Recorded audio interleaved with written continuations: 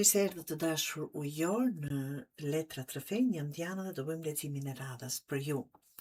Të dashur ujor, kjo hapja letrave të juaja nuk tregon që nuk është një javë ku mund të ecësh vetëm me zemër apo vetëm me mendje.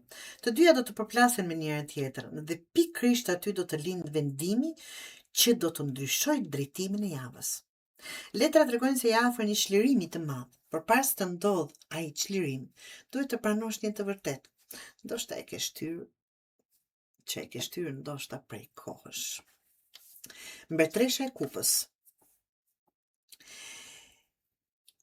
Në atë tradicionale thotë kam ardhur këtu për të të ndihmuar të ndryshosh të ardhmen. Ky letër tregon se intuita jote është shumë e fortë.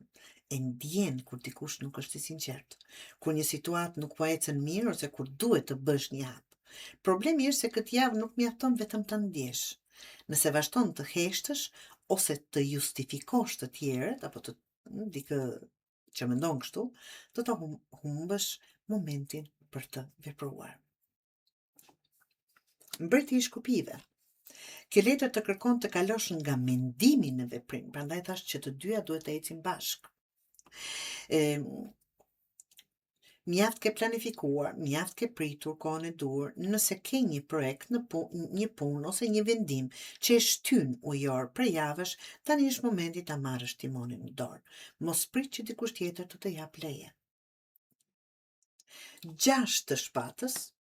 Kjo është letra e largimit nga një situatë që të ka lodhur, për disa mund të jetë largim nga një konflikt, për të tjerët një ndryshim pune, një udhëtim ose thjesht një vendim për të mos u marrë me njerëzit që të marrin energjinë. Kjo thotë largohu nga çdo gjë që të shtërron emocionalisht. Kjo letër nuk flet për aratisje, flet për zgjedhjen e paqes. Dhe pikërisht kur mendon se gjithçka po qetësohet. Djalli. Kjo është letra që të bën wake up, që të zgjon. Ka diçka që ende të mban peng ujor. Mund të jetë një varësi, një person, një frikë, një xhelozi, ose një zakon ose zakoni për të kthyer gjithmonë tek e njëjta situatë që të lëndon. Mos ja hidh fajin fatit. Nëse kjo gjë vazhdon të ketë pushtet mbi ty, është sepse ende nuk e vendosur ta presësh atë lidhje. Ta presësh atë mendim.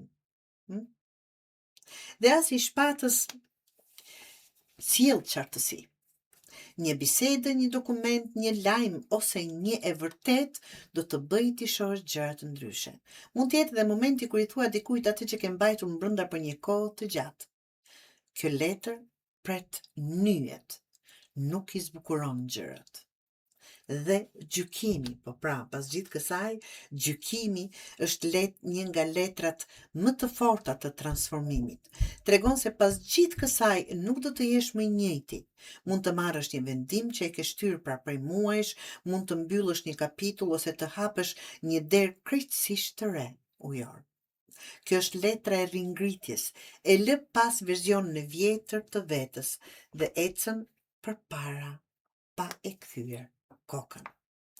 Mos lejo pra që ndjenjat të mbajnë të lidhur, siç është ky djalli këtu, që mendja jote e di se ka marrë fund. Kjo javë të jep mundësinë të çlirohesh, por askush nuk mund ta bëjë atë hap në vendin tënd. Dëgjoj intuitën, absolutisht, por vepro me vendosmëri dhe prano të vërtetën. Edhe nëse në fillim nuk të pëlqen, vetëm atëherë do të hysh në një fazë të re, më të fortë dhe shumë më të qartë se ajo që je duke lënë pas. Por nga ky djalli këtu, qoftë vesë, mendim, person, situatë, sikur po të mban peng, dhe nga kjo duhet të çliruar.